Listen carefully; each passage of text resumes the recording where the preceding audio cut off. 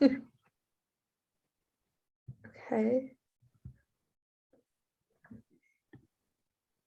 It's going to go live on Facebook. Is that okay with you as well? I guess so, yeah. Cool.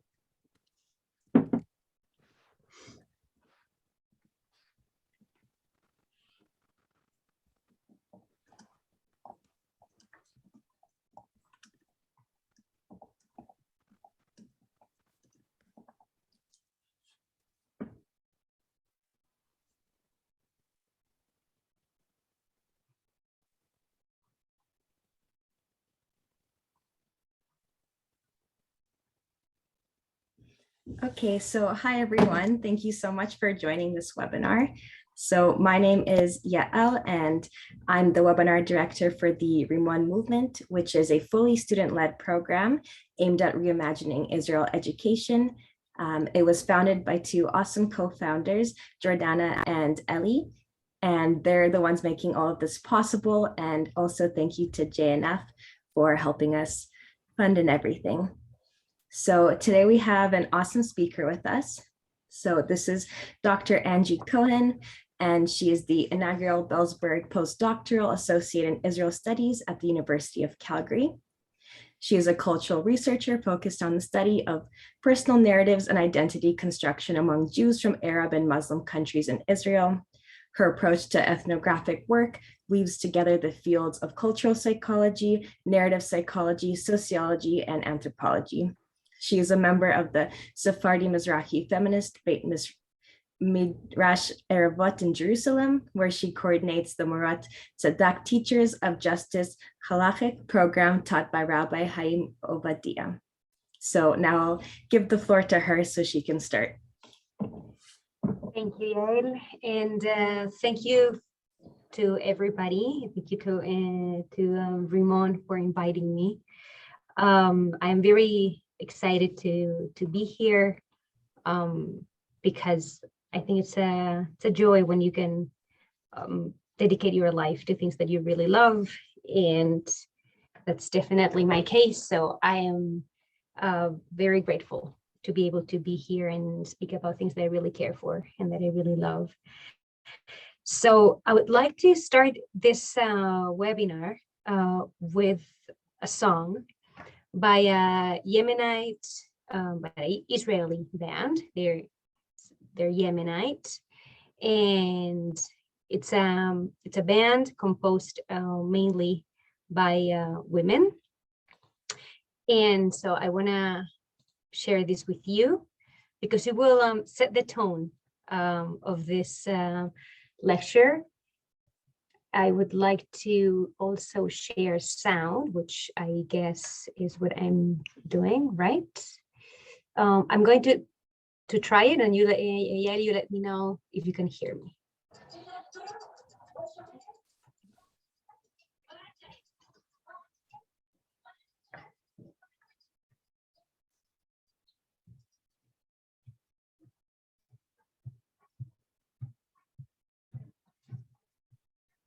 Sorry, I can't hear it anymore, Angie. What? I can't hear it anymore. Maybe, is it possible to make it louder? Oh yeah, sure. Let me hold on. Okay. Let's try to do it now. Now?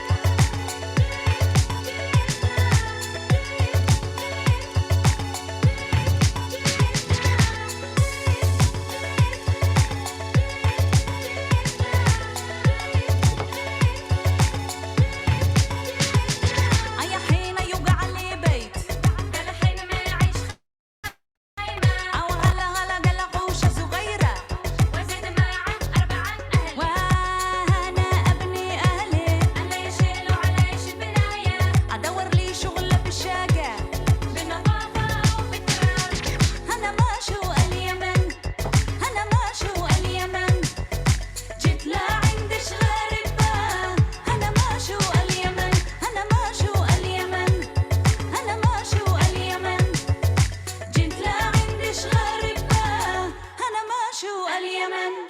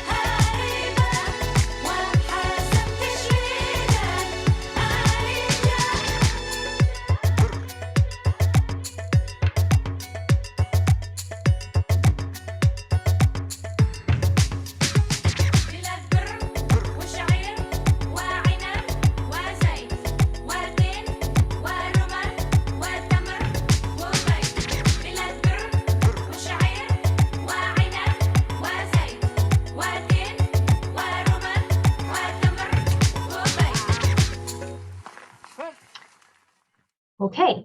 Down. Sorry. Okay. So this is, I don't know if any of you knew of this Israeli band. They're very, very famous and they're amazing, as you saw. They're Awa, and that's the name of the band. And this, there's several reasons why I wanted to start with this song, and specifically with this band. There's a whole phenomenon going on in Israel for quite a few years already of third generation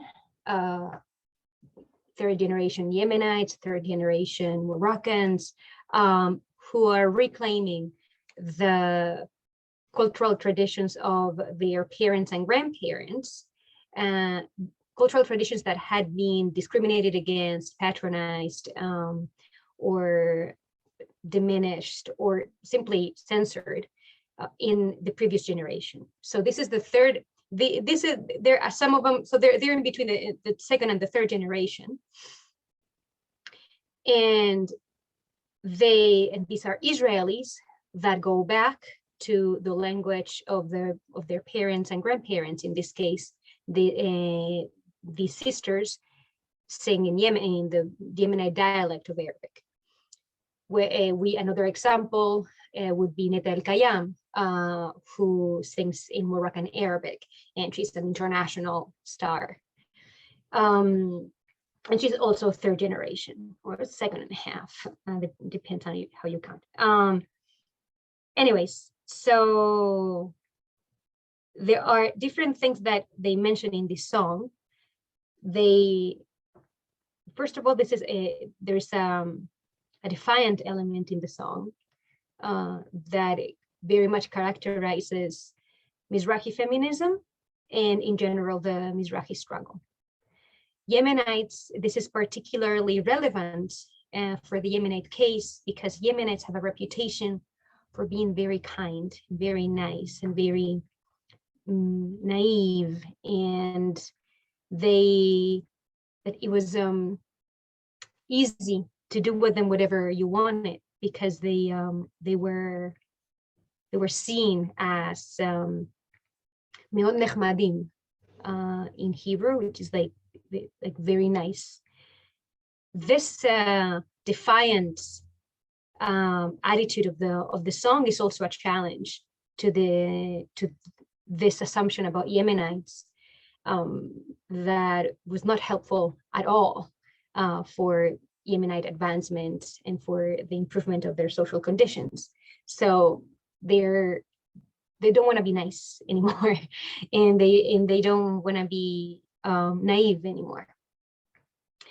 So they mention a few things that are going to appear again and again in the context of the Mizrahi struggle and in the context of the Mizrahi feminist struggle.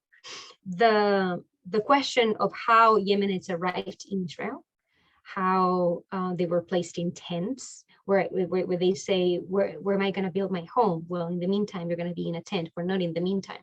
Where the difference between Yemenites, Mizrahim, and other immigrants in the state of Israel was how long you were settled in transit camps and what kind of transit camps those were. Then they also mentioned how Yemenis were typically employed as housekeeper, perceived as primitive. They mentioned the kidnap of Yemenite children, which is now a very hot topic in Israel, and it's not a secret anymore. And I think it's less and less of a taboo. The fact that Yemenite and Mizrahi children were kidnapped from, and they were given to Ashkenazi families who didn't have children. All this were huge taboos until very recently. And this is the generation that doesn't accept this as a taboo anymore and is forcing Israeli society to have a conversation about this, and this is the generation that is also asking for responsibility. Now, wait, where do I have my presentation? Hold on, sorry.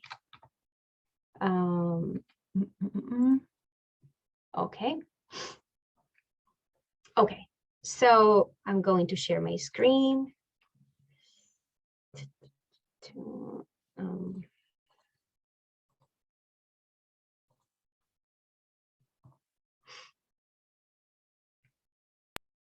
Yeah, can you see my screen?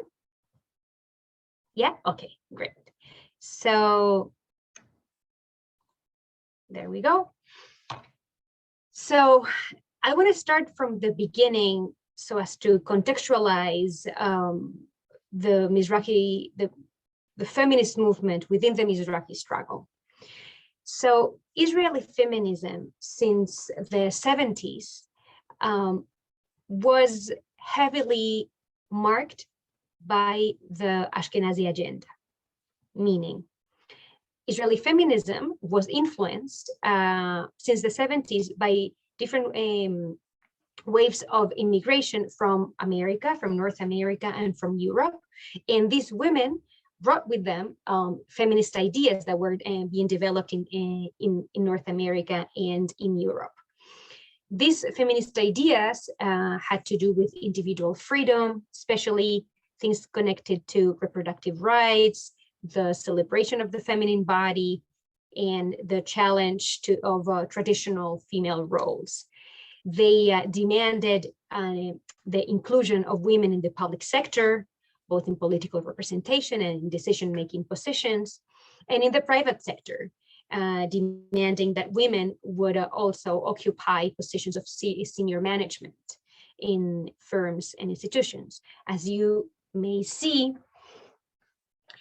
all these are questions that are relevant for middle and upper middle classes who have a very specific, well, let's leave it there because I don't want to get too far for now. So these elements are relevant for middle and upper middle classes. In the specifically feminist context, in the specifically Israeli context, these feminists were reclaiming, were demanding equality in religious institutions. So this includes both reform and the reform movement and Orthodox feminism, which was reclaiming or demanding that women may be ordained as rabbis too. So I think like the best image of this, or the most iconic image of this, is Women of the Wall.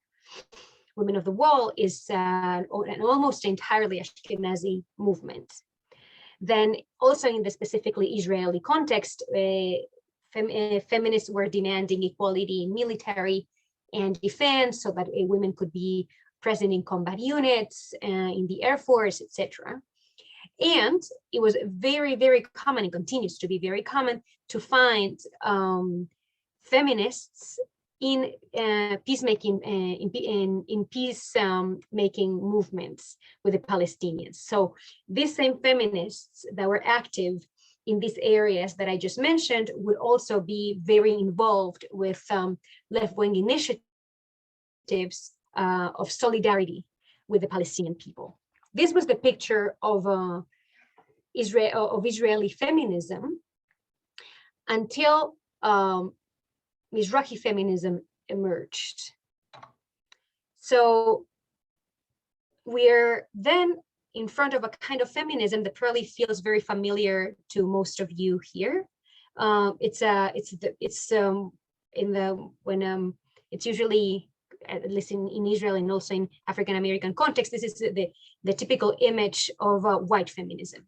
This is middle class or upper middle class feminism, whose demands are relevant for these kinds of women, but this feminism completely ignores questions of ethnicity and social class. So these were then privileged women who were making demands that were relevant for equally privileged women.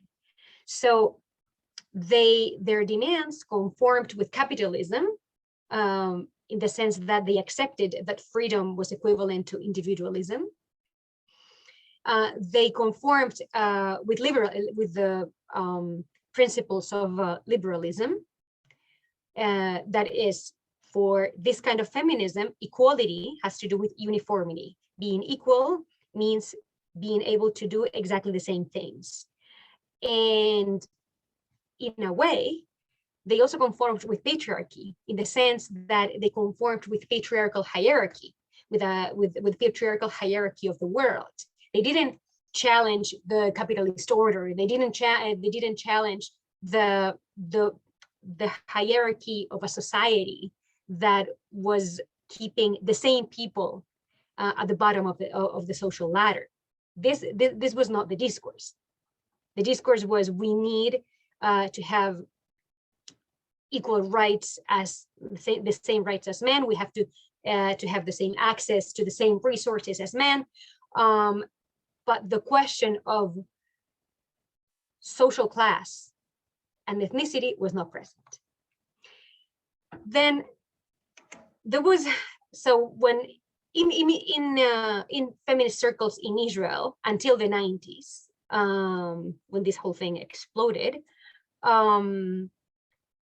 there was a lot of tension between Ashkenazi women and Mizrahi women, because the Mizrahi women perceived that Ashkenazi feminism or Western feminism was universalist, that there was no place for cultural specificity. And because these women that were organizing these feminist movements, feminist conferences, were themselves in positions of power. And they saw themselves, this, according to Mizrahi feminism, Ashkenazi women saw themselves as those who had to, let's say, integrate and acculturate Mizrahi women and make them attuned to the to the feminist discourse. So Mizrahi topics, which had to do with social class, exclusion, and ethnic discrimination, were completely irrelevant for the feminist agenda. And that's how Mizrahi feminism started. So Mizrahi women that were present, or that were partners in these Ashkenazi circles, Ashkenazi feminist circles, felt that Western feminism blamed them, blamed women like them, blamed them because they blamed them of subordination, because they saw Western feminists saw Mizrahi women as people who insisted on keeping with their traditional lifestyles, as victims of patriarchal societies that were not aware of how subordinated they were. And they were also seen as conservative and as, in a way, being complicit with a culture that was oppressive for women. So these are some pictures of Mizrahi women that were the image of that were the image that Ashkenazi feminists had in mind when they thought about Mizrahi women. However, these two in the bottom have led one of the most important Mizrahi feminist revolutions in Israel, and we will see how. Now, what are the nuances and the points that Mizrahi feminism brings to the table? First, the Mizrahi feminism tackles the question of social and economic inequality in Israel. So they bring the question of social class to the center of the conversation.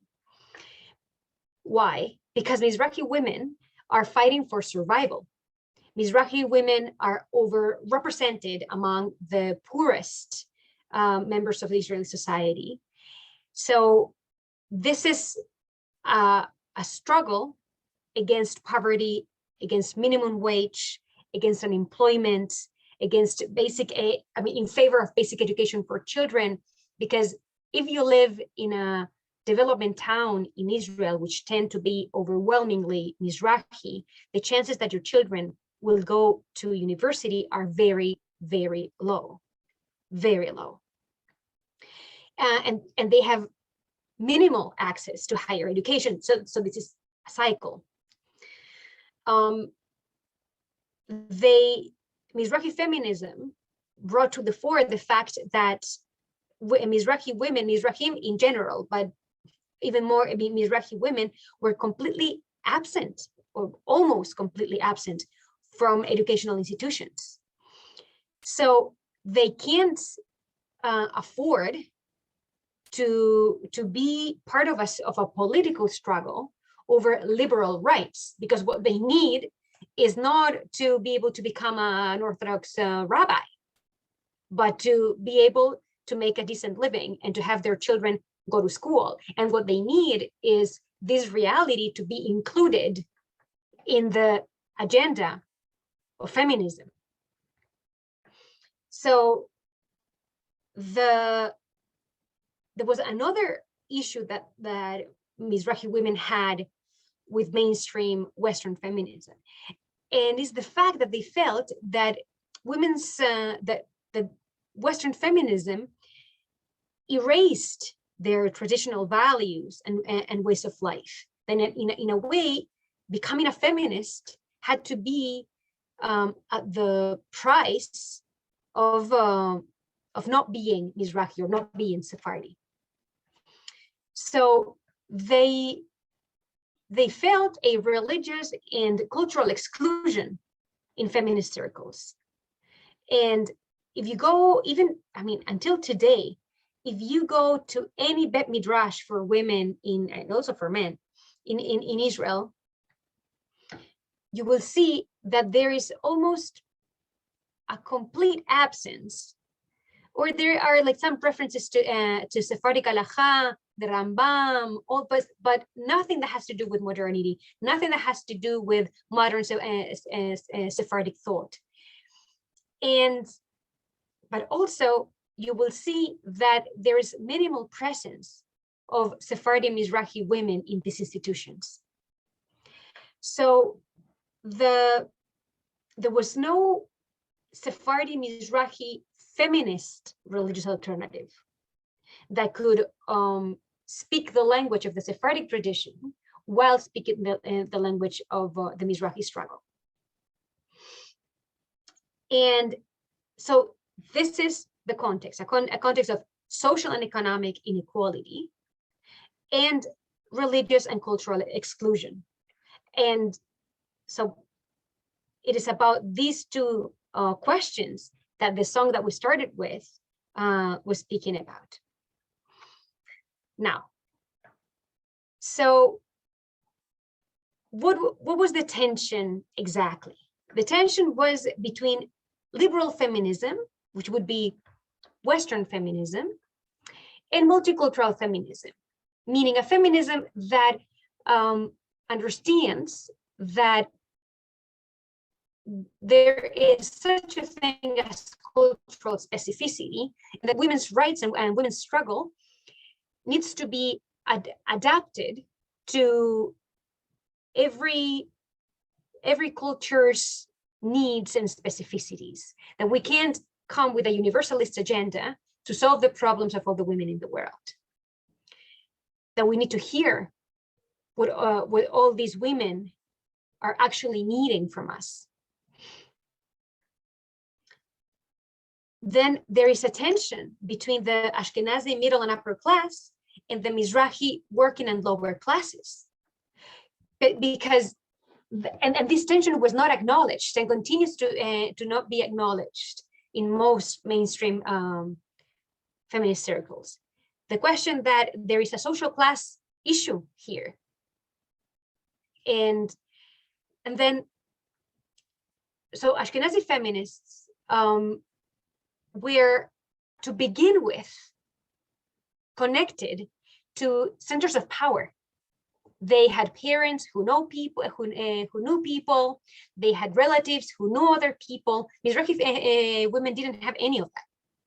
So to begin with, the amount of resources that Ashkenazi women had could not even be compared to not only material resources, also symbolic resources, contacts, manners, ways of navigating the world that are specific of a social class, that you learn when you are a child.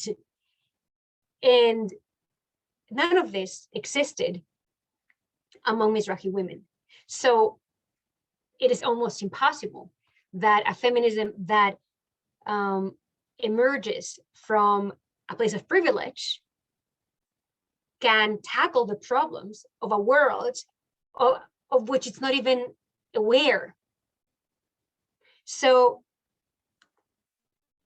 in a way, the position of Mizrahi women in feminist circles, in Ashkenazi feminist circles, was a replication of the same oppressive dynamics that were happening out in the outside world.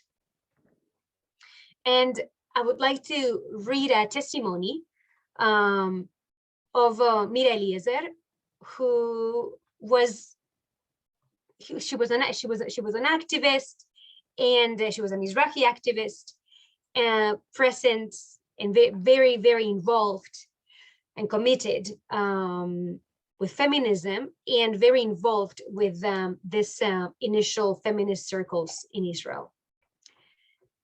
Mira Eliezer said in 1991, they, Ashkenazi women, studied at the university. They have the knowledge and the power. They are capable of very easily tearing a child away from a Mizrahi single mother and sending him to a state-supported institution, despite the fact that they know that the child will never get to a good college or university or get a good job. These women can easily become directors of factories in which Mizrahi and Palestinian women work under conditions and for wages that are below the legal requirements. They want sisterhood on weekends or once a year during the annual feminist conference, while on the other days of the year, they ignore the daily oppression of non-Ashkenazi women. So I think this illustrates pretty clearly the tension that I was speaking about, the fact that it was Ashkenazi women who would be social workers, and who would be those social workers that would decide that this child cannot be with this mother, or that this child was going to be sent to this school because this family was not good enough to raise them, or was not prepared, or was not. So this tension was everywhere in Israeli society, and it was, of course, there in Israel in feminist circles. Um, this, hold on. Okay, so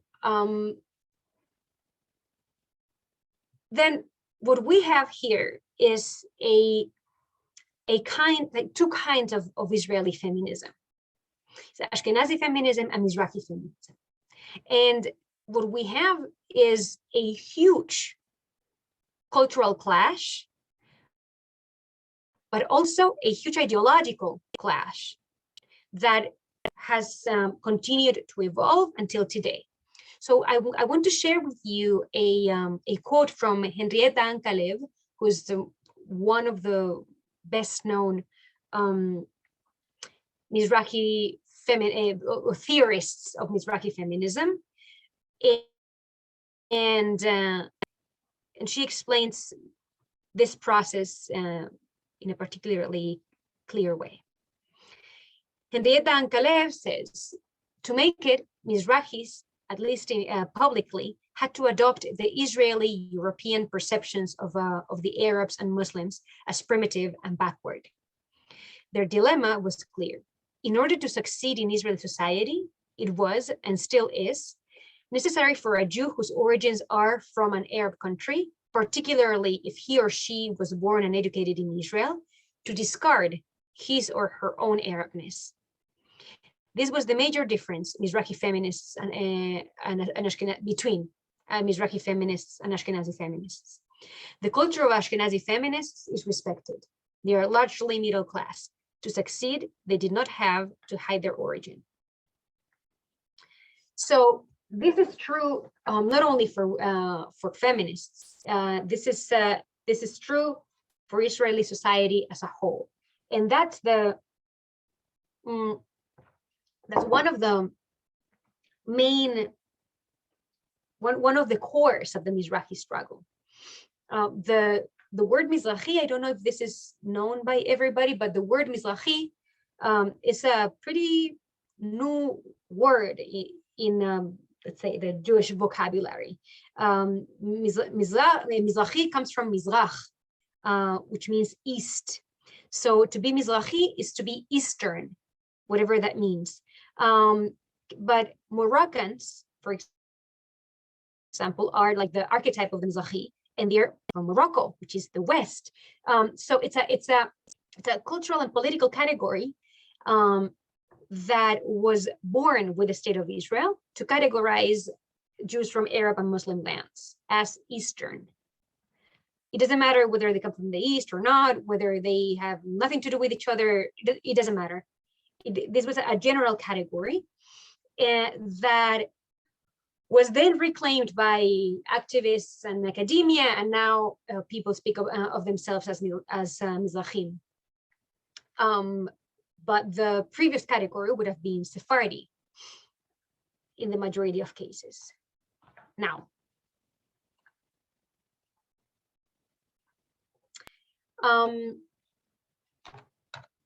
wait. Okay, so then what was the Mizrahi feminist response? They denounced this discrimination within feminist circles. They paid attention to the question of social class. They proved that Mizrahi women were twice discriminated against, as poor and as Mizrahi. They demanded equal access to education for their children and denounced the dependency that Mizrahi women were forced into, because as they needed to be their place in the general feminist discourse was one of dependence, because they didn't have their specific issues were not being addressed. So the same dynamics of the people in power and the people that are being oppressed were being replicated in these circles. So with regards to how Mizrahi feminists denounced discrimination within feminist circles, I would like to read a quote by Bracha Seri. Bracha Seri was a Yemenite poet very, very prolific. She published lots of books, had a really terrible life, really, really difficult. And this is what she said about this tension with the Ashkenazi feminists. What do they, Ashkenazi women, know about what it means to be a Mizrahi woman, a woman with many children, a religious woman? They close their ears to us. They patronize us. What can one say? How can you even talk with them about our regular harassments, the unrequited love?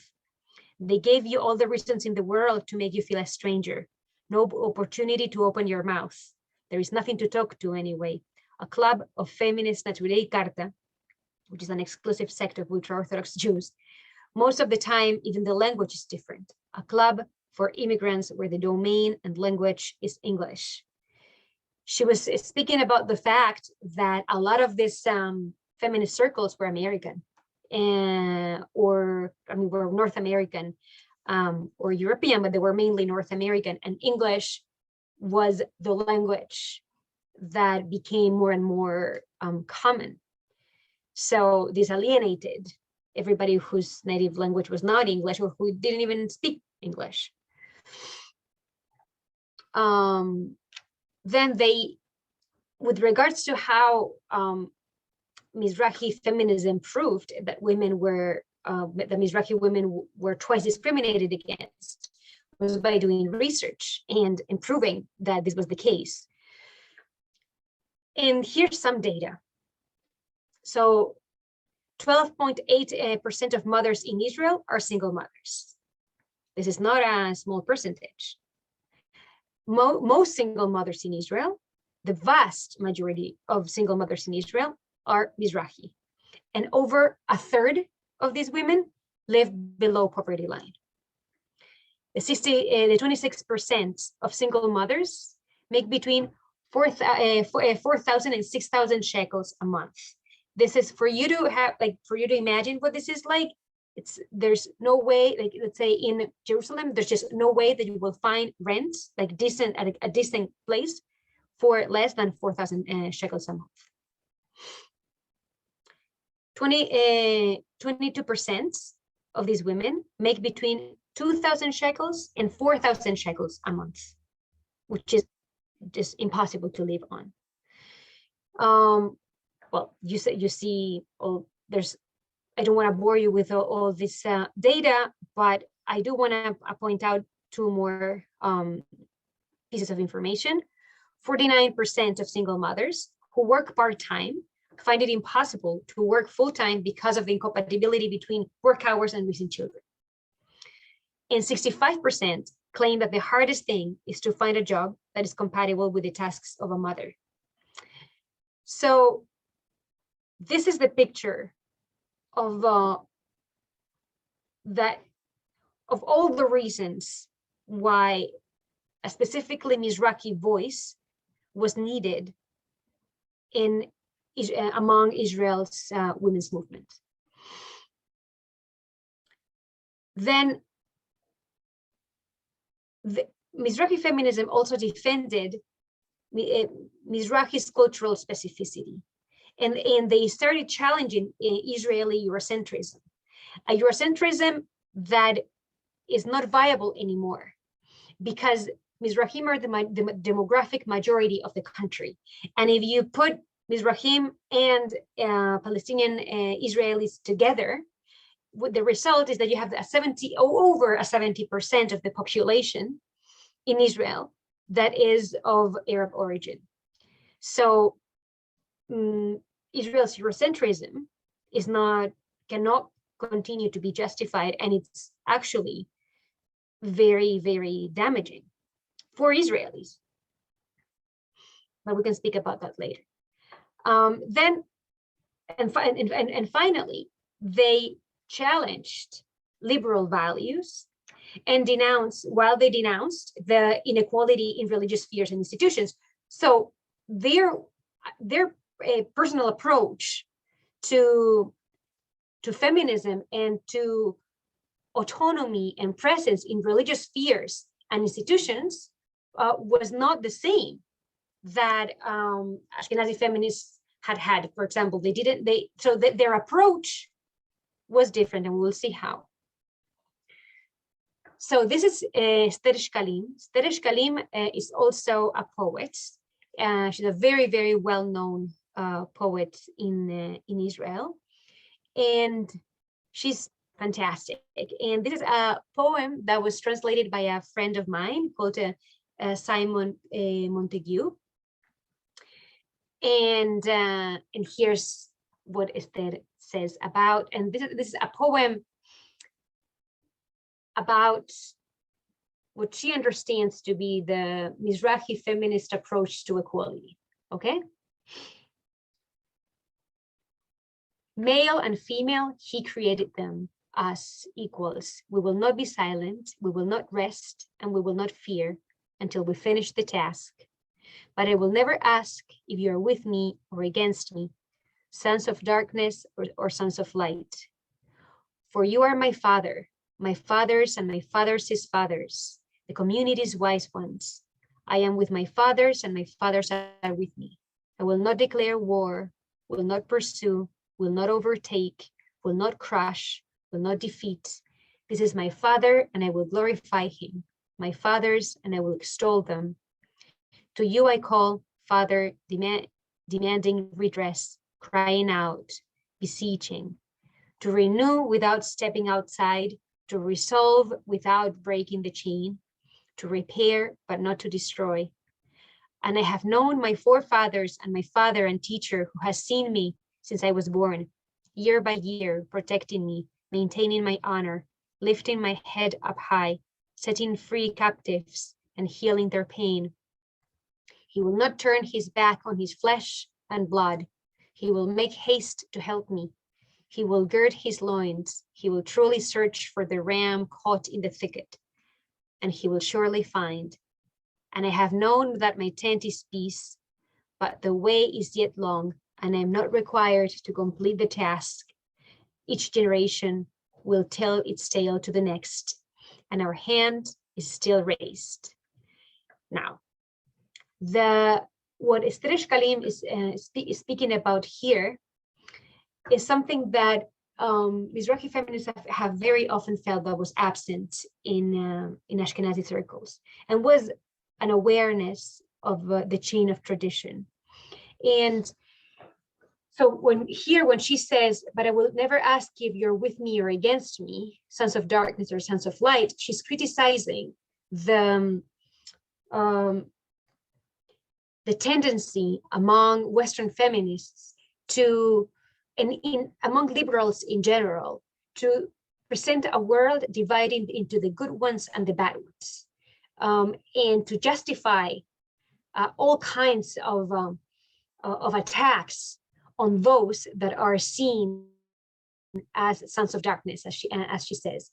So what she's actually criticizing here is this attitude that instead of bridging and trying to navigate dissent, splits the world in two and leads people to war, whether it's symbolic or whether it's an actual war. So this is one of the elements of Mizrahi feminism, specifically with regards to equality in religious spheres. The question that we don't want to a feminism that necessarily separates us from the conflicts that our liberation might bring. Meaning,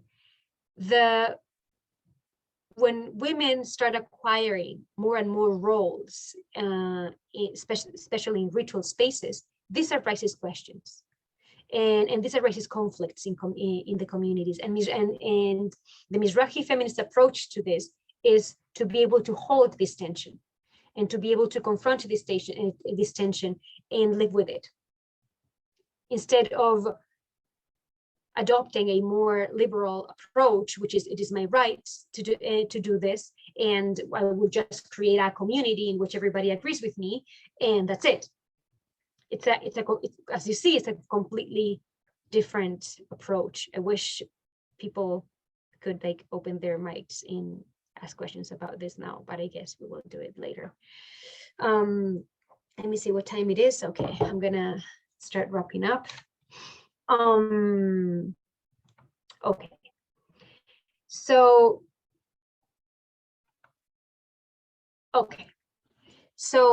one of the solutions, let's say, that I have more material to discuss after, because I've brought a lot of material from like different sources, but I do want to like hear questions and then maybe go back to more material or bring more material to discuss.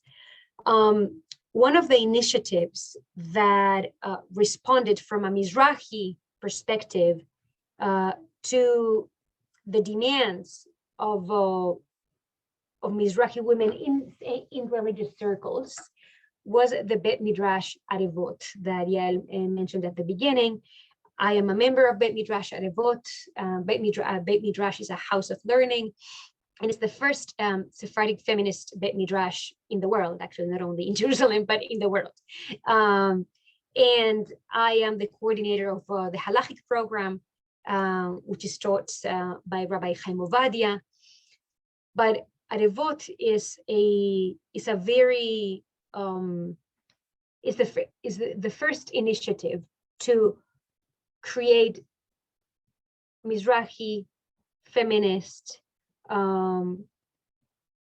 Jewish responses, and I wanted to share with you the experiences of the perspectives of some of the members that, in my opinion, are very enlightening about how the change that Arevot brought and how Arevot works as a laboratory to explore a new language, a new Jewish and feminist language that is connected to Sephardi Mizrahi culture.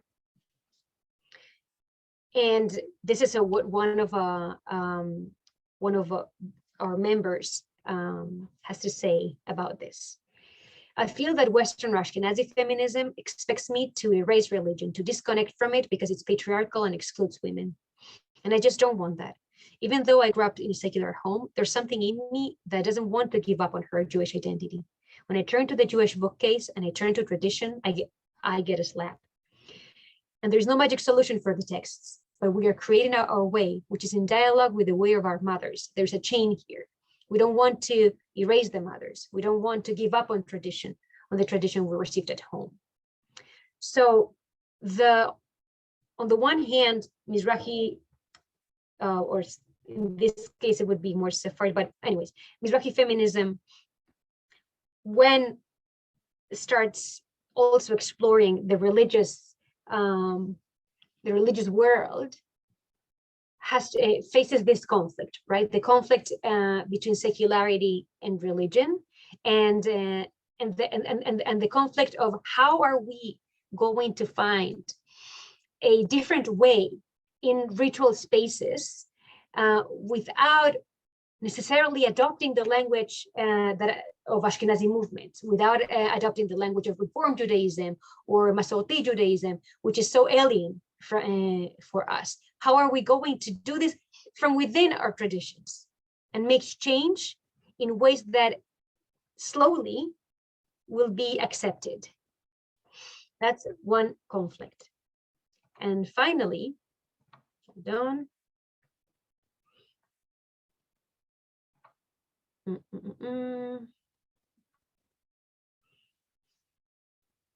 Hold on, sorry. As you see, I brought a lot of material because I wanted to, okay.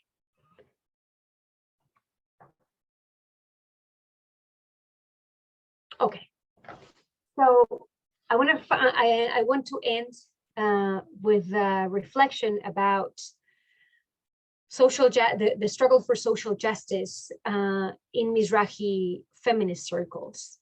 And here to the right is a picture of Carmen El Macayes, one of the best known Mizrahi feminist activists today, who has been fighting really, really hard for decent housing for Mizrahi and Palestinian women, and who has been facing brutal police violence against Mizrahim who are being evicted from their homes.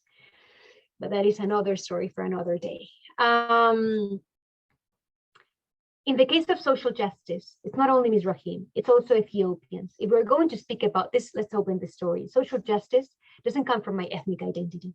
The question is, what type of society we want to create here in Israel? What country do we want?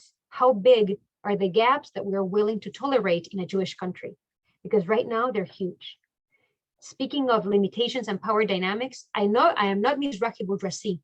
I don't own a house. I struggle to make a living. I'm also divorced. You know, this is a struggle that all Mizrahi women activists are in. They're heroines. They don't have the support, the network, the parental support, the financial support others have. They don't have any of that. Almost all of Arevot, of my Bet Midrash, are in this economic struggle to survive. And within this struggle, we do this work. I think this is enough for now. And I know it's a lot of information, but I would really like to hear thoughts. So for questions, those that are on Facebook, if you put them in the comments, we're also checking those. Mm-hmm.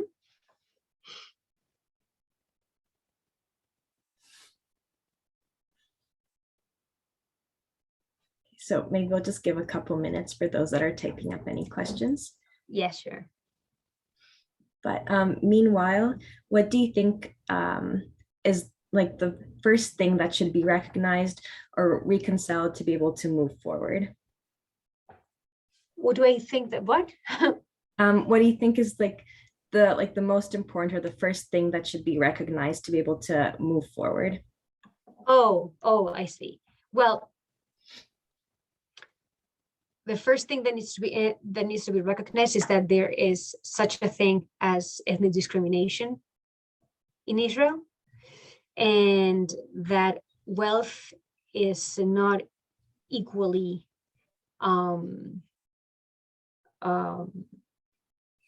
distributed.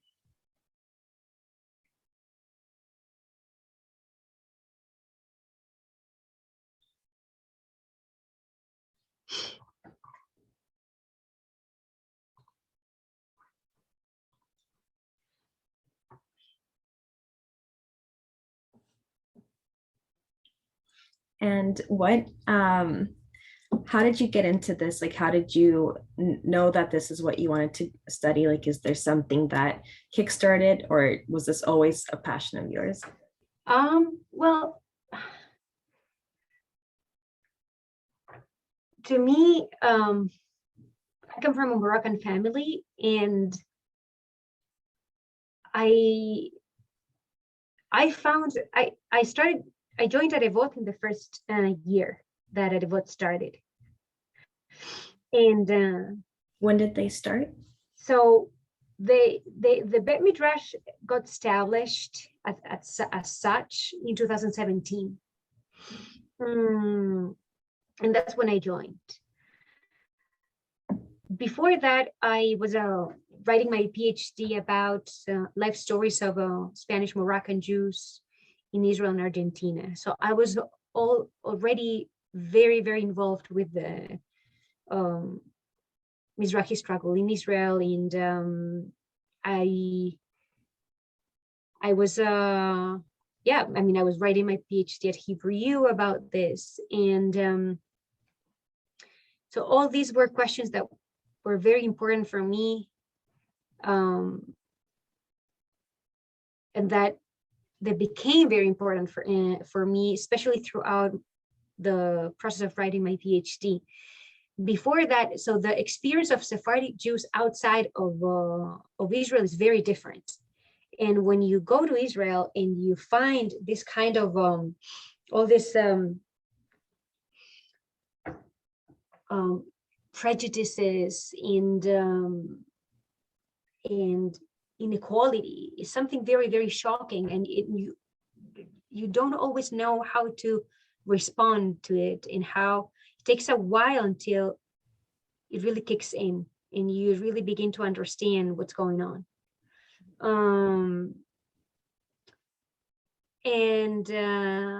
So it became very important for me to explore this, to become involved with it. And then when I met some of the Arevot members who eventually became very, very good friends of mine, it all sort of came together. And I was also in a process of trying to look for my own place in religious spaces, struggling with the question of how to be Sephardi and exist in a synagogue. and Revot gave an answer to all that. And I realized that a lot of women were asking themselves the same questions. Oh, thank you for that. And maybe finally, what's maybe the one takeaway that you want us all to walk away from this webinar with?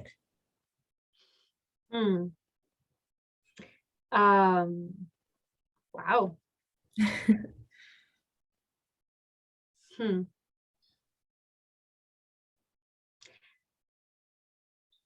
That